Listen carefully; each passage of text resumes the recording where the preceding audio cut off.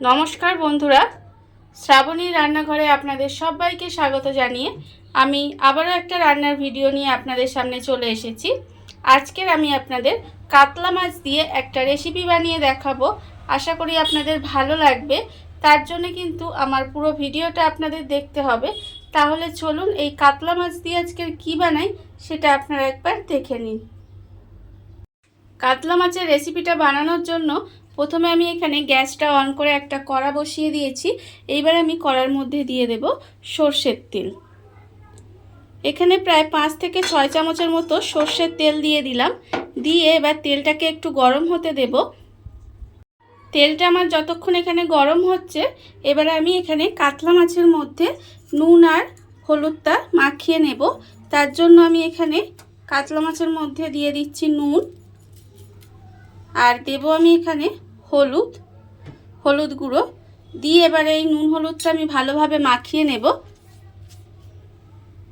মাছের মধ্যে আমি এখানে নুন হলুদটা ভালোভাবে মাখিয়ে নিয়েছি, আর এদিকে তেলটাও কিন্তু আমার গরম হয়ে গেছে। এবারে মাছগুলো আমি তেলের মধ্যে দিয়ে একটু লাল করে ভেজে নেব।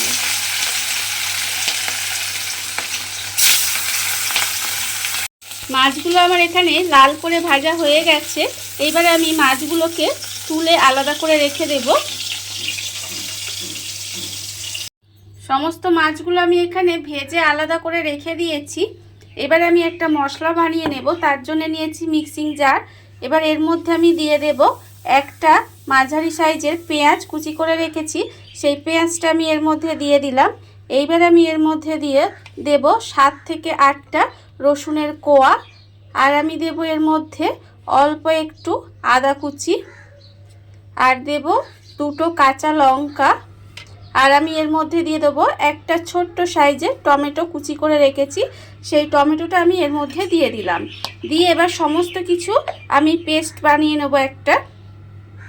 মশলাটা আমার এখানে রেডি হয়ে গেছে। এবারে আমি এই মশলাটা যে মাছ ভাজার তেল রেখেছিলাম, সেই মাছ ভাজার তেলের মধ্যে কিন্তু মশলাটা আমি দিয়ে দেব। দিয়ে মশলাটা খুব ভালোভাবে কষিয়ে নিতে হবে। আপনারা চাইলে কিন্তু মাছ ভাজার তেলটা পাল্টেও নিতে পারেন। আমি এই মাছ ভাজার তেলের মধ্যেই মশলাটা দিয়ে একটু খুব ভালোভাবে কষিয়ে নেব, যাতে মশলার যে একটা কাঁচা গন্ধ থাকে সেটা চলে যায়।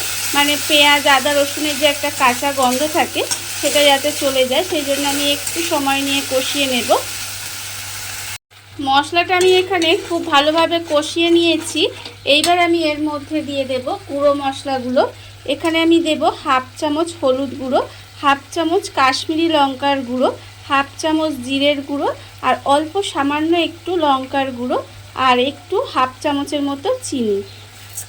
লঙ্কার গুঁড়োটা কিন্তু আপনারা কতটা ঝাল খাবেন সেটা বুঝে গুঁড়ো লঙ্কা এবং কাঁচা লঙ্কাটা ব্যবহার করবেন। এবারে গুঁড়ো মশলাগুলো দিয়ে আমি আবারও খুব ভালোভাবে কষিয়ে নেব।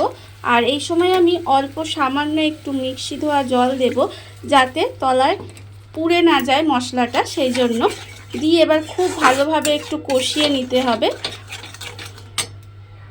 মশলাটা আমি এখানে খুব ভালোভাবে কষিয়ে নিয়েছি। দেখুন মশলা থেকে কিন্তু তেলও ছেড়ে গেছে। এইবার আমি এই অবস্থায় দিয়ে দেব এর মধ্যে জল।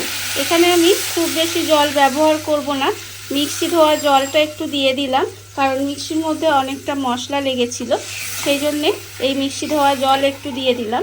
এবারে জলটা দিয়ে কিছুক্ষণ এইভাবে একটু রান্না হতে দেব। গ্রেভিটা আমার এখানে বেশ ভালোভাবে ফুটে গেছে। এইবারে আমি এর মধ্যে দিয়ে দেব আন্দাজ মতো নুন, কারণ মশলা কষানোর সময় নুনটা আমার দেওয়া হয়নি, তাই আমি এখানে আন্দাজ মতো নুন দিয়ে দিলাম। নুনটা দিয়ে এবারে নুনটাও খুব ভালোভাবে মিশিয়ে নিতে হবে। মিশিয়ে নিয়ে গ্রেভিটা আমি আবারও একটু ফুটিয়ে নেব। গ্রেভিটা এখানে ফুটে বেশ ঘন হয়ে এসেছে দেখুন। ঠিক এই সময় আমি যে মাছগুলো এখানে ভেজে রেখে দিয়েছিলাম, সেই ভাজা মাছগুলো কিন্তু আমি এর মধ্যে দিয়ে দেব। দিয়ে এবারে মাছগুলো এইভাবে একটু রান্না হতে দেব প্রায় 10 মিনিট মতো।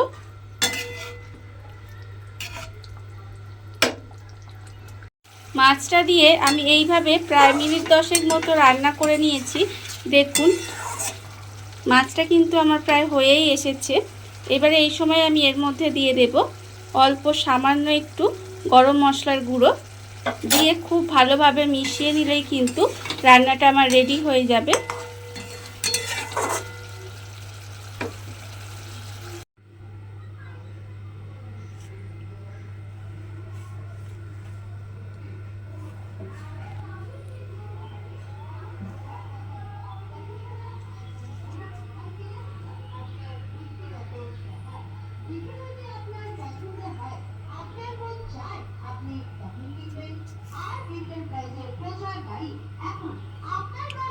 দেখুন বন্ধুরা, বাড়িতে থাকা কত অল্প উপকরণ দিয়ে কত অল্প সময় কত সুন্দর একটা কাতলা মাছের রেসিপি তৈরি হয়ে গেছে।